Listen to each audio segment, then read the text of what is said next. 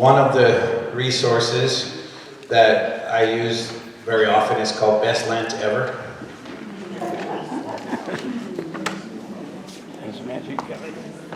I don't know the exact website, but if you Google it, especially on your cell phone, if you've got a data phone, data device, this is from Matthew Kelly from Dynamic Catholic.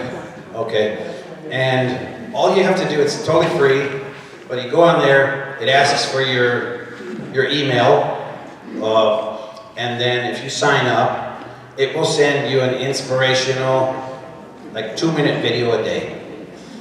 As you go through the Lent season, it gives you just 1 or 2 thoughts to reflect on during the day if you need to help with kick-starting it.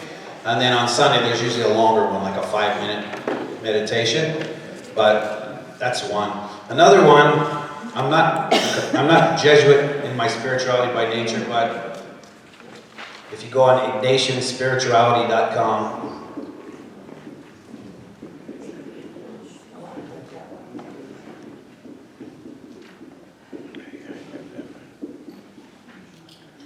I mention this in particular because it's loaded with internet and video and audio content that are short, digestible bits.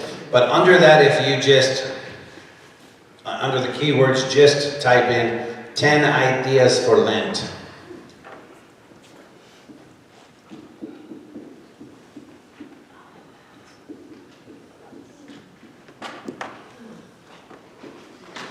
And I found them quite interesting.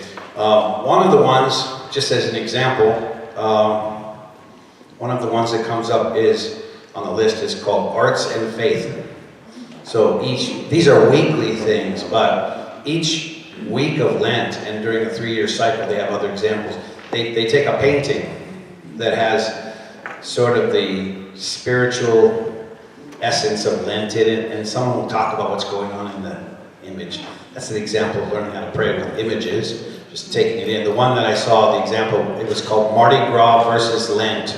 And half the painting, it's just debauchery, everyone's getting drunk and partying, and the other half, they chose a woman at a well looking at her reflection in the water of the pail, and has people coming out of the church out of confessions. It's kind of contrasting. What it takes is those images. There are also a bunch of like daily examination of conscience, or a thing to be done at lunchtime every Wednesday, or whatever thought of the week. They're all like 2 minutes or less, just like little video talks or thoughts. That's useful. And to that, some of you also got this book. This is from Word on Fire. We sold out of them, but you can probably order one. It's called Lenten Gospel Reflections. It's a daily kind of a journal from Bishop Robert Barron's and Word on Fire. And last of all, Kelsey Sanchez, our youth minister, she asked me during the break, I gave her too many to print. I told her to print 80, probably too many. But she made up a list of, tech helps, life hacks, sometimes they're called, to help you have a better Lent. And it's a 2-page printout. She will have them on the back table. She's went over to the office to print them out. So if you want other ideas related. Okay. Sorry, Kelsey, that we're starting without you after I gave you that big mission. But we're recording this, so that's okay. Mary? So if you have kids or grandkids or whatever, you go to holyheroes.com. Holyheroes.com? They have 5-minute things for kids every day. So Okay. there's free Kids videos, activities. there's free coloring books every single day, and they're really cute, easy to do, and it takes the kids through prayer, almsgiving, fasting. It's a really good program. It's free. Just give them your email. Did I spell heroes right? Heroes?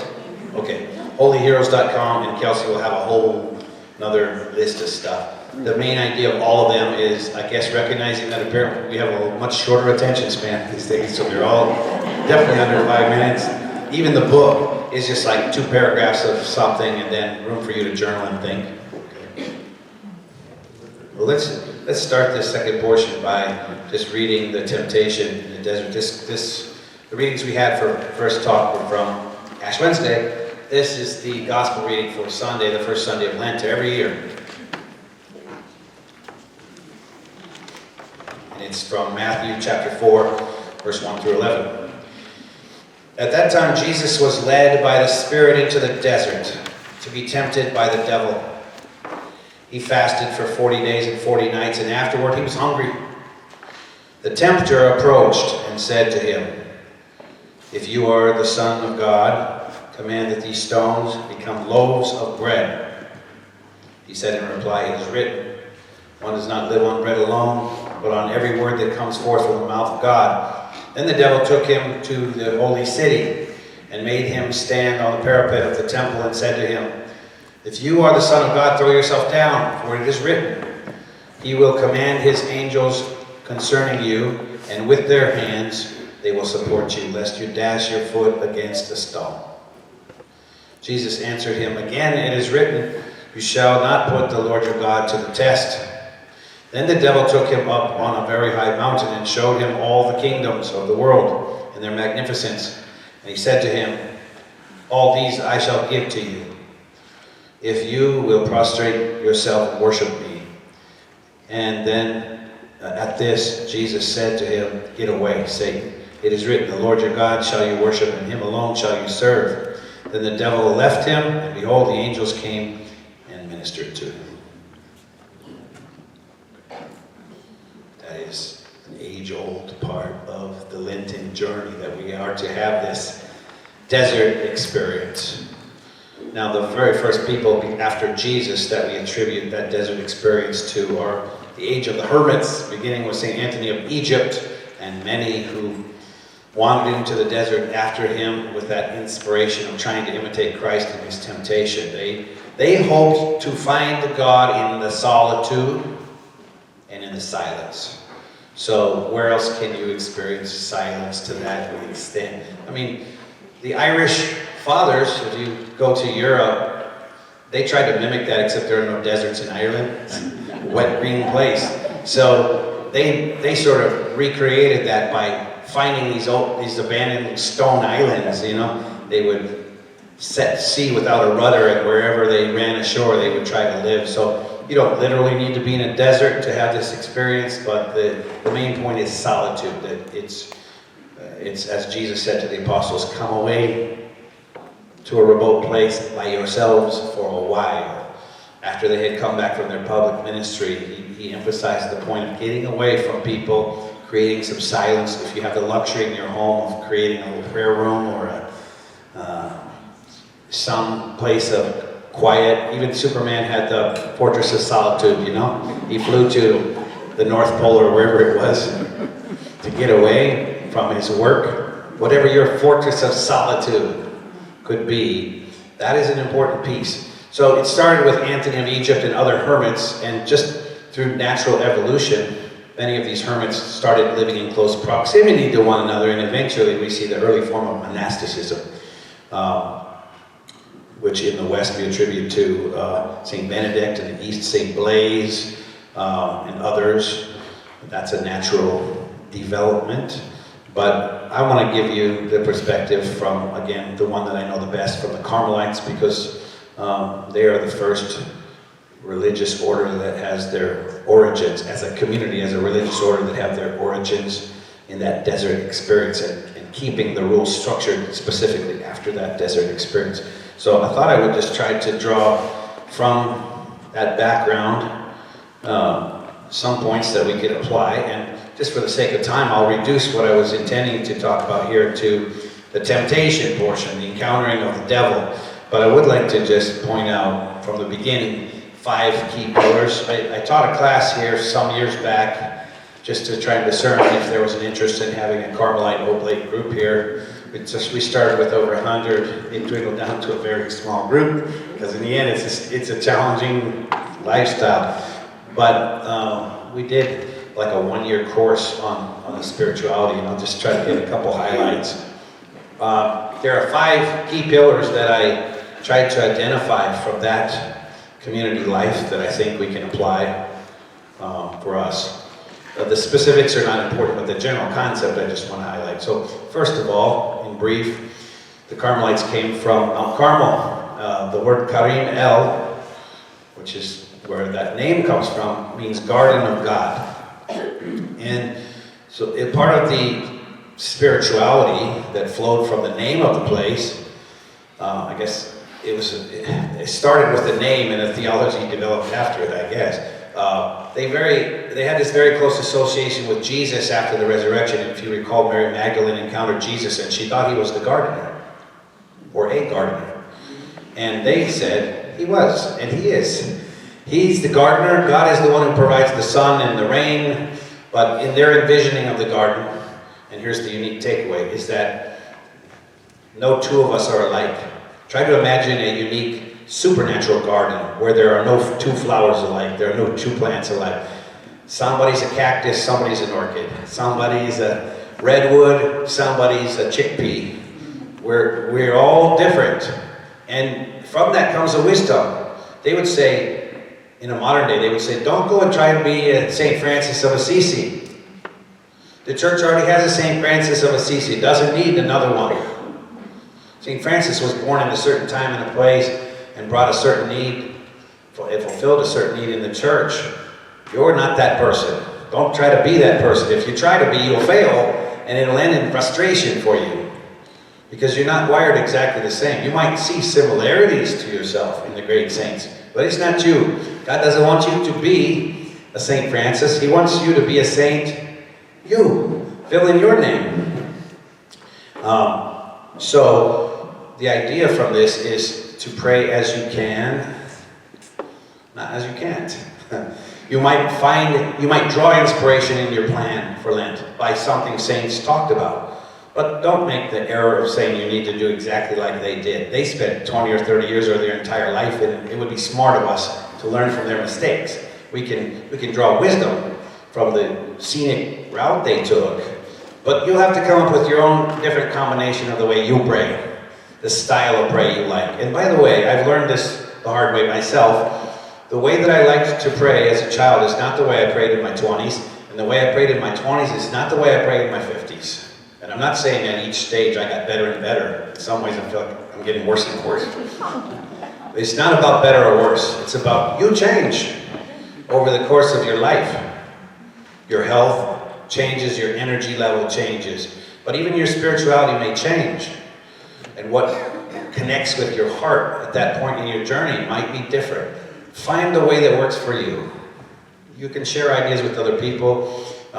St. Teresa said it's a luxury that we don't all get to have, but it's great if you could have a spiritual director, and it's great if you could have what she calls spiritual friends. Other people who love God also, who share their ideas, how they have found to help them pray. We have a spiritual life committee in our parish, and part of their goal is to do that, to at times share ideas and stuff that's worked for them in their spiritual journey as Catholics. So make sure that that you are inspired by the saints, but don't try to imitate them in an extreme way.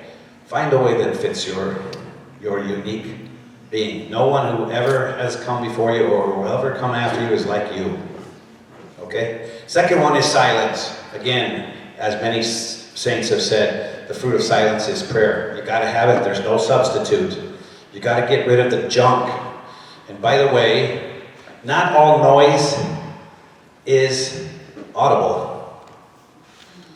You know, if you live in a construction zone and you hear a jackhammer, yeah, maybe go take a walk in the park. Try to get away from that.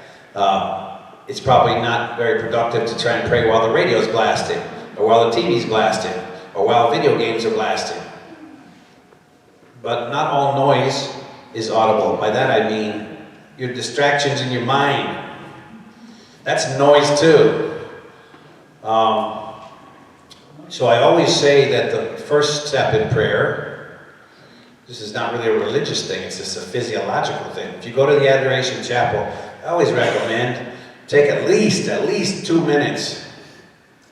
If you're more stressed out, maybe it's 5 minutes, but at least 2 minutes to just listen to your breathing. Just hear your heartbeat. Just don't think anything. Just quiet the monkey mind.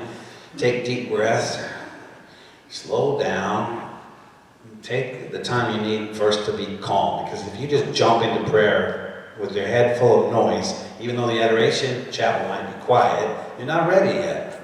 So make sure that that's there. That's a wisdom from the desert. Third one is zeal. Now I put on here zeal versus commitment because I would argue, even though it's on the list, they associated themselves with Elijah the prophet and his zeal. They said, we want to commit to have that same fiery personality. We want to have courage. We want to say God before anything else, even if I lose all my friends in this world and it brings me hardship and a broken heart. No compromise. But I would argue zeal is a gift from the Holy Spirit. You can't give yourself zeal. You can't wake up and say, I wish my heart was more on fire to be a disciple. Over time, God puts that fire in your heart. But the part you do have control over, and why I put that, is commitment. I saw an interesting documentary once it was about special forces in the military. And mostly it's reality TV. It shows you the hardship of the training, and at least I think you walk away with a greater appreciation about these people who are not normal. But part of the draw of the show is you see people wash out. You actually get to see people reach their breaking point because, you know, in the Green Berets and the Navy SEALs and whatever, very small percentage of people, like 5% of people get approved. Most people wash out, and they make you quit. They don't fire you. Like the Navy SEALs way is, when you've had enough, you walk up in front of everyone, you take off your helmet, you pick up a hammer, and you ring the bell. You ding it.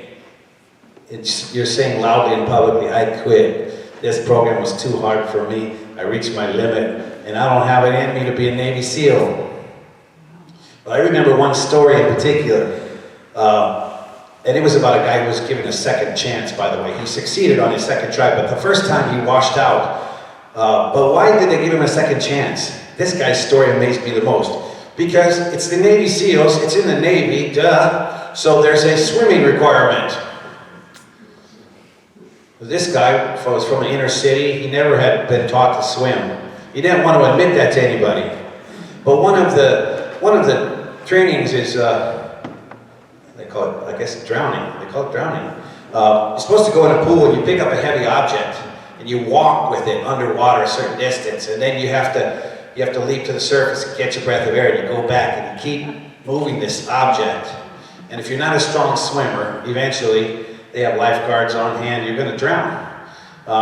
People mostly get scared, and sometimes they like tie your legs too. There's a final test where you're kind of bound and you're thrown in the water, and you just have to figure a way, even though you can't use your arms and your legs, you push off the bottom of the pool and you get air, and you have to do this for a certain number of hours. It's a psychological test. Well, this guy, he washed out during the carrying of the object. But check it out, so it's an Olympic-sized swimming pool. And he just said, I can't swim, but I'm not going to quit. So they threw him in the deep end of the pool. He just took one deep breath. And he said, I'm going to walk all the way across the pool.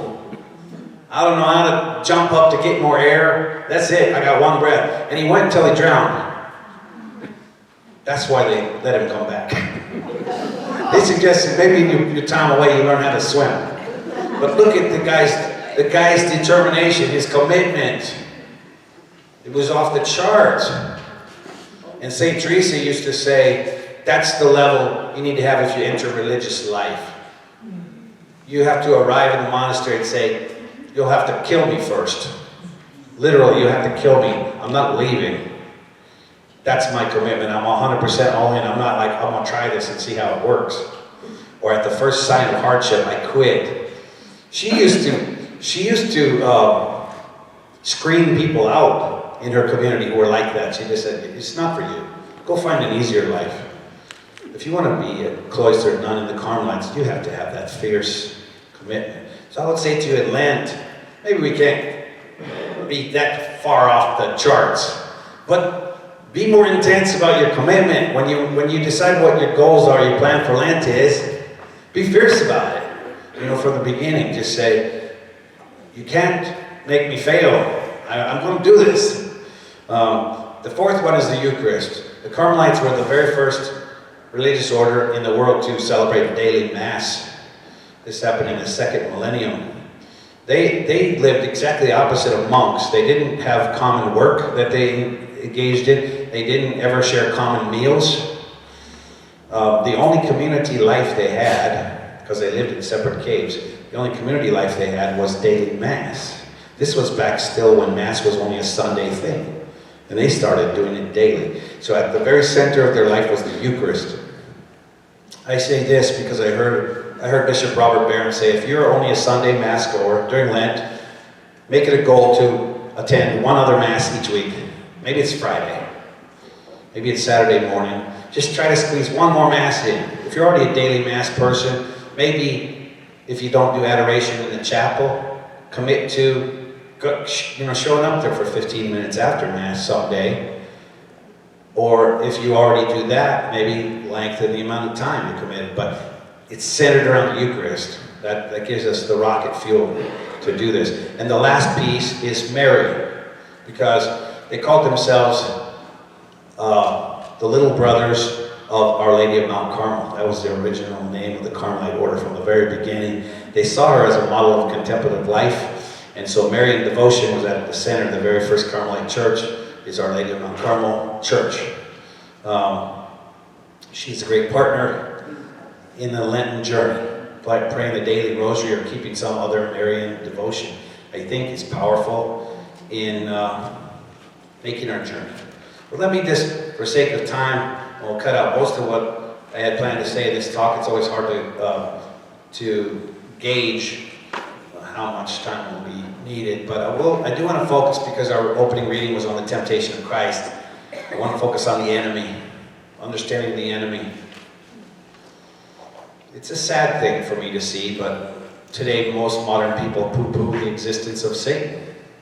That he's some kind of literary construct, that the boogeyman, it's a convenient tale to make kids obey their parents, or if he does exist, it's not really as bad as you guys make it sound. You're just trying to scare us.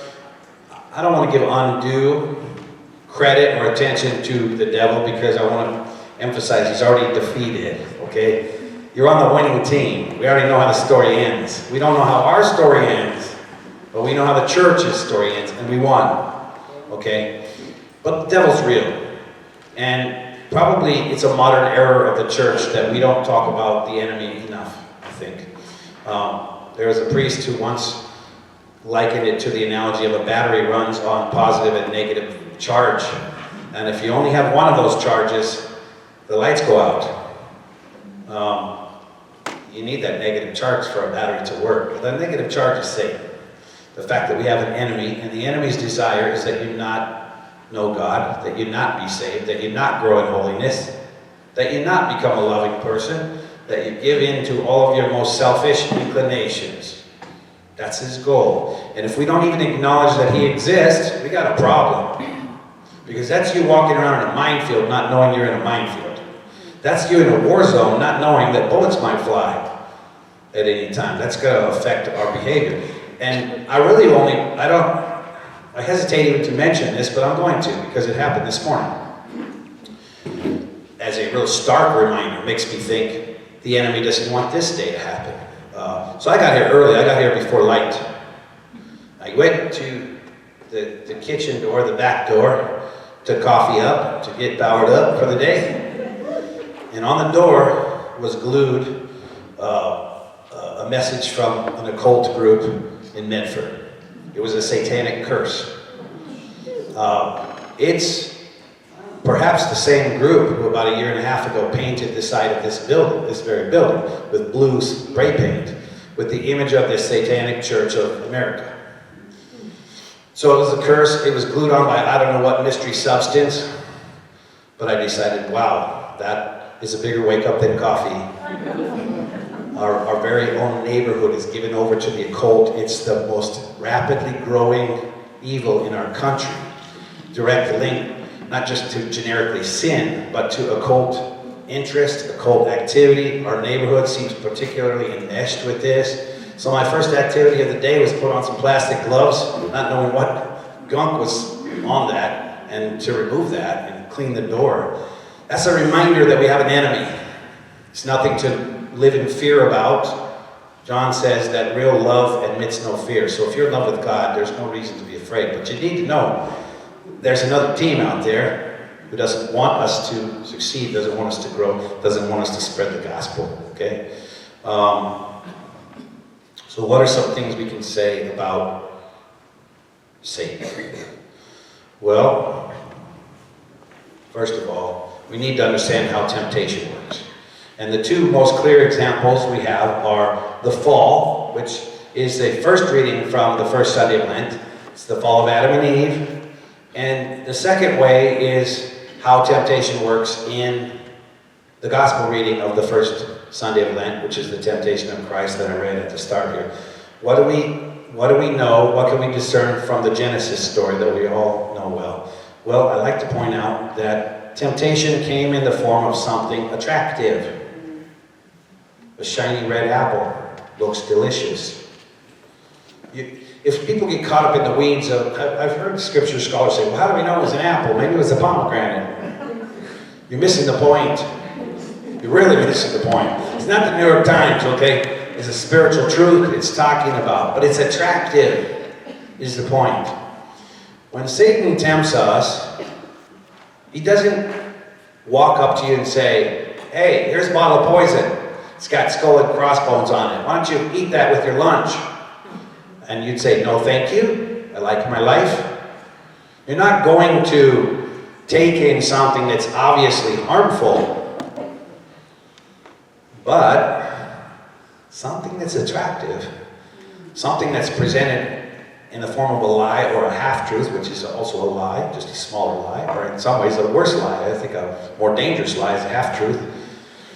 That's how temptation works. It has to do with what I spoke about in the first talk about holy order. If you think of all the values of life, all the things of the universe, keeping the top stone on the pyramid as God.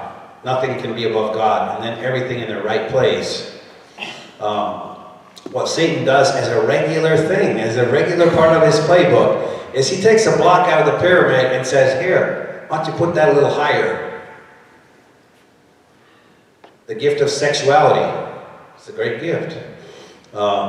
Brings a couple close together, brings life into the world, but Satan takes that thing, which was originally a beautiful creation of God, and perverts it. And also, in some cases, when people are addicted to pornography and other sexual things, putting it in the place of God. Now that's your God. That's what he does. He takes a thing that God made, and he puts it higher than it should be. Struggle with alcoholism. Struggle with food. You know, God gave it to us to enjoy this life. St. Paul says to Timothy, you should drink more wine. The wedding at Cana, enjoy it. It's a celebration. But in excess, it becomes perverted. Then we become enslaved to it. It's in its wrong place. We struggle with alcoholism, or we struggle with overeating, or we struggle with whatever. You can fill in 1,000 things. It's different for each of you. But essentially, what you're taking is not something that's bad. You're taking something that's good, but you just put it too high on the pyramid. That's just, in essence, the shiny red apple.